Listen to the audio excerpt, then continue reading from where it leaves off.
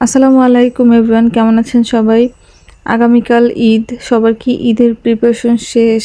কিভাবে কি রান্না করবে বা কে কি করবে সবকিছুর আমাদের বাসায় এখনো প্রস্তুতি চলছে। যদিও আজকে সারাদিন বিভিন্ন কেক নিয়েই ব্যস্ত ছিলাম। এখন সময় পেয়েছি একটু রেস্ট নেওয়ার। এরপরে আবার ঈদের প্রিপারেশনের জন্য লেগে যাব। এই কেকটা ছিল আমার একজন সিনিয়র আপুর জন্য। ভাইয়া অর্ডার করেছিলেন। তো আমার কাছে মাঝে মধ্যে ভালোই লাগে আমার ফ্রেন্ডের হাজবেন্ডরা বা আমার সিনিয়র আপুদের খুব ক্লোজ যারা রিলেটিভ আছে তারা সবাই যখন আমার কাছ থেকে কেকগুলো অর্ডার করে বা স্পেশাল ডেগুলো সেলিব্রেট করার জন্য আমার কাছ থেকে কেকগুলো নেয়, তো আমার তখন নিজেকে অনেক বেশি স্পেশাল মনে হয় বা লাকি মনে হয় যে আমার কেকের মাধ্যমে তাদের স্পেশাল ডেগুলো সেলিব্রেট হচ্ছে।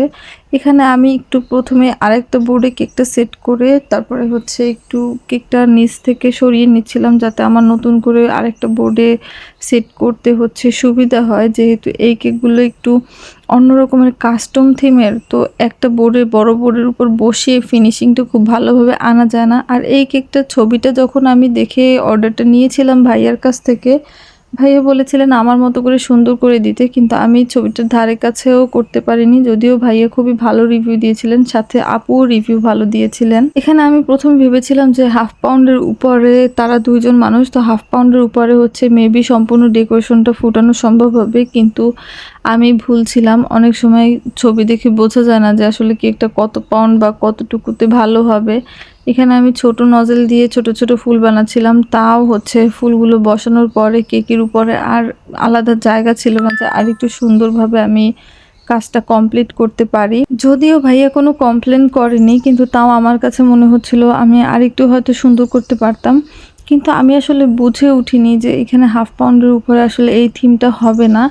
যদিও খুব একটা খারাপ লাগছিল না, কিন্তু তাও এই কেকটার যে ডেকোরেশনটা ছিল, মেইন যে ছবিটা, সেই ছবিটাতে লিফগুলো তো 2 কালারের লিফ ছিল। লিফগুলো কৃষ্ণচূড়া ফুলের লিফের মতো ছিল, যেটা একটু লম্বা লম্বা টানের ছিল। কিন্তু আমি এখানে রেগুলার নজেল দিয়ে লিফটা হয় সেটা করেছি। তো এখানে আমার মনে হয়েছিল যে আমি যদি আরেকটু স্পেস থাকতো আমি আরেকটু সুন্দরভাবে লিফগুলো দিতে পারতাম।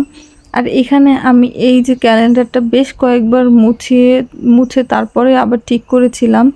এগুলো দেখতে যতটা আসলে তাড়াতাড়ি মনে হচ্ছে করা, ঠিক ততটাই বেশি সময় লেগেছে। আমার এই কেকটা করতে প্রায় 3 ঘন্টার মতো সময় লেগেছে।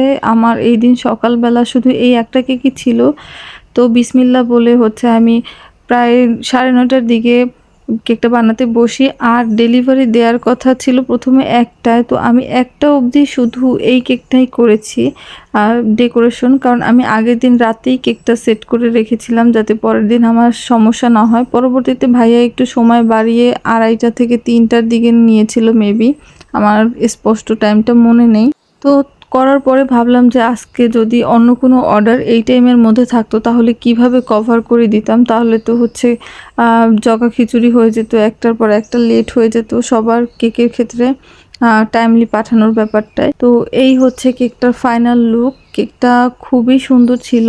এই ধরনের থিমগুলো সবসময় সুন্দর হয়, তবে এই ধরনের থিমের কাস্টম চার্জগুলো অনেক বেশি হয়। আপনারা অনেক সময়ই দ্বিধাদ্বন্দ্বে থাকেন যে কেন বেশি হয়। এই যে বড় বোর্ড বক্স এই সব কিছু কেকটা করার সময় সবকিছু মিলিয়ে কাস্টম চার্জটা ধরা হয়। সবাই ভালো থাকবেন। আল্লাহ হাফেজ।